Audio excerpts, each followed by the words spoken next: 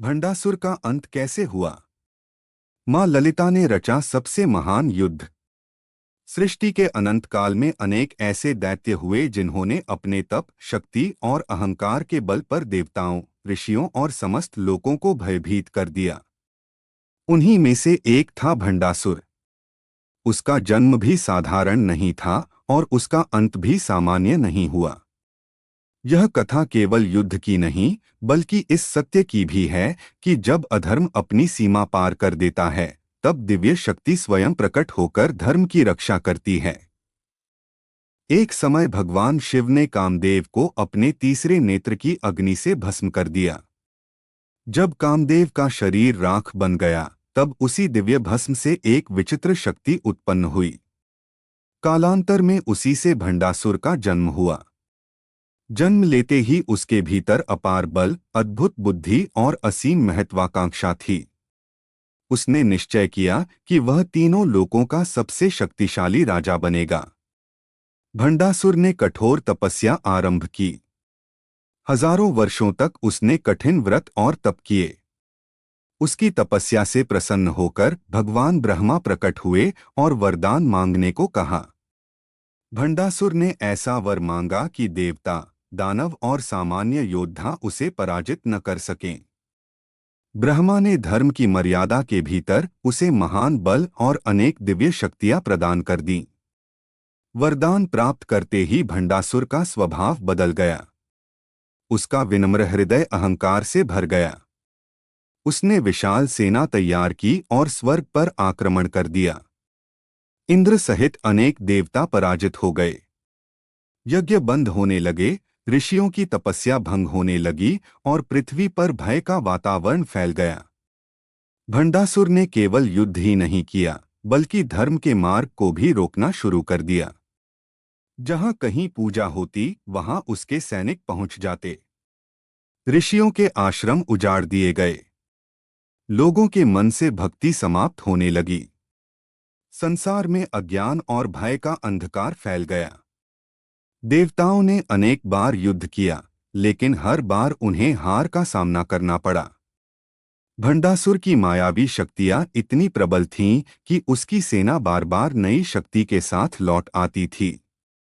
अंततः देवता समझ गए कि अब केवल आदिशक्ति ही उनकी रक्षा कर सकती हैं। सभी देवता, ऋषि और सिद्ध पुरुष एकत्र हुए। उन्होंने महान यज्ञ किया और आदिशक्ति का स्मरण करने लगे। उनके हृदय से निकली प्रार्थना पूरे ब्रह्मांड में गूंज उठी। तभी दिव्य प्रकाश का एक अद्भुत स्तंभ प्रकट हुआ। उस तेज से संपूर्ण दिशाएं आलोकित हो उठीं। उस दिव्य प्रकाश से मां ललिता त्रिपुर सुंदरी प्रकट हुईं। उनका स्वरूप अलौकिक था। उनके मुख पर करुणा थी, परंतु नेत्रों में अधर्म के विनाश का संकल्प। वे दिव्य सिंहासन पर विराजमान थीं और उनके चारों हाथों में पाश, अंकुश, पुष्पबाण और इक्षुधनुष सुशोभित थे। उनका तेज करोड़ों सूर्यों के समान चमक रहा था। मां ललिता के साथ असंख्य दिव्य शक्तियां भी प्रकट हुईं। मां श्यामला, मां वाराही, नित्य देविया और अनगिनत शक्तियां उनकी सेना में सम्मिलित हुईं। देवताओं के मन में फिर से आशा जाग उठी। उन्हें विश्वास हो गया कि अब धर्म की विजय निश्चित है। जब भंडासुर को यह समाचार मिला कि एक दिव्य देवी उसके विरुद्ध युद्ध के लिए आ रही हैं, तो वह हंस पड़ा। उसे अपने वरदान और शक्ति पर अत्यधिक घमंड था। उसने अपनी विशाल सेना को युद्ध के लिए तैयार होने का आदेश दिया। युद्धभूमि में दोनों सेनाएं आमने सामने खड़ी थीं। एक ओर अधर्म का अभिमान था और दूसरी ओर धर्म की दिव्य शक्ति। शंखनाद हुआ और महायुद्ध आरंभ हो गया। आकाश अस्त्र शस्त्रों की चमक से भर उठा।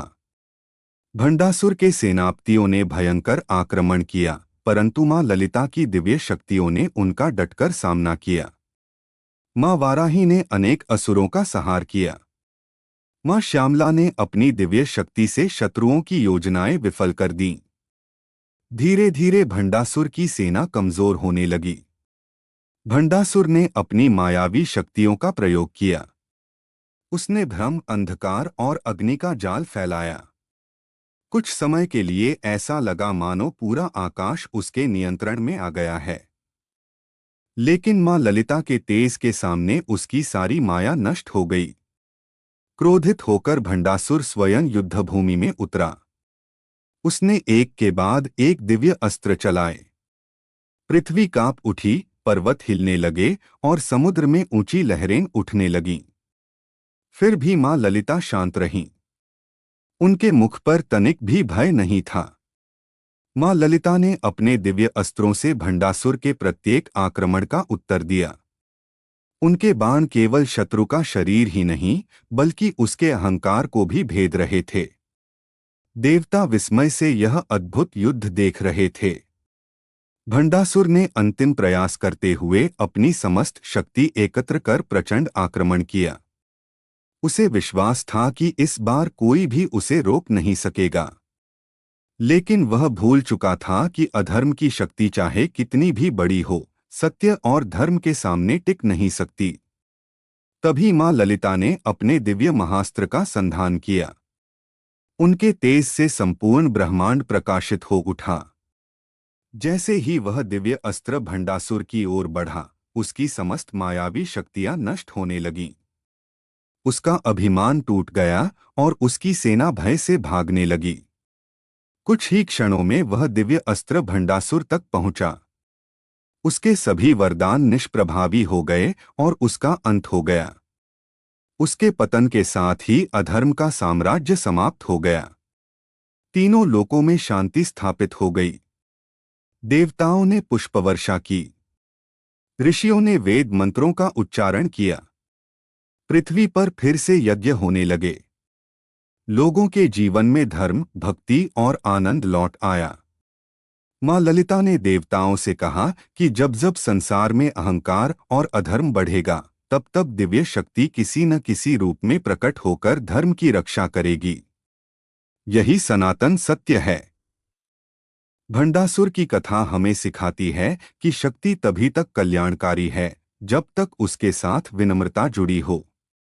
अहंकार मनुष्य को उसके पतन की ओर ले जाता है, चाहे उसके पास कितनी भी सामर्थ्य क्यों न हो। मां ललिता का यह महायुद्ध केवल एक दैत्य के विनाश की कहानी नहीं, बल्कि हमारे भीतर के काम, क्रोध, लोभ, मोह और अहंकार पर विजय का भी प्रतीक है। जब मनुष्य सच्चे मन से देवी का स्मरण करता है, तो उसके भीतर भी धर्म की शक्ति जागृत होती है।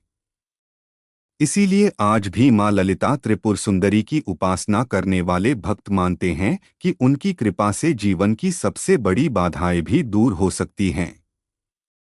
वे केवल युद्ध की देवी नहीं, बल्कि करुणा, ज्ञान, प्रेम और परम शक्ति की अधिष्ठात्री हैं। इस कथा का संदेश यही है, अधर्म चाहे कितना भी शक्तिशाली क्यों न दिखाई दे, अंततः विजय सत्य, धर्म और मां की दिव्य शक्ति की ही होती है।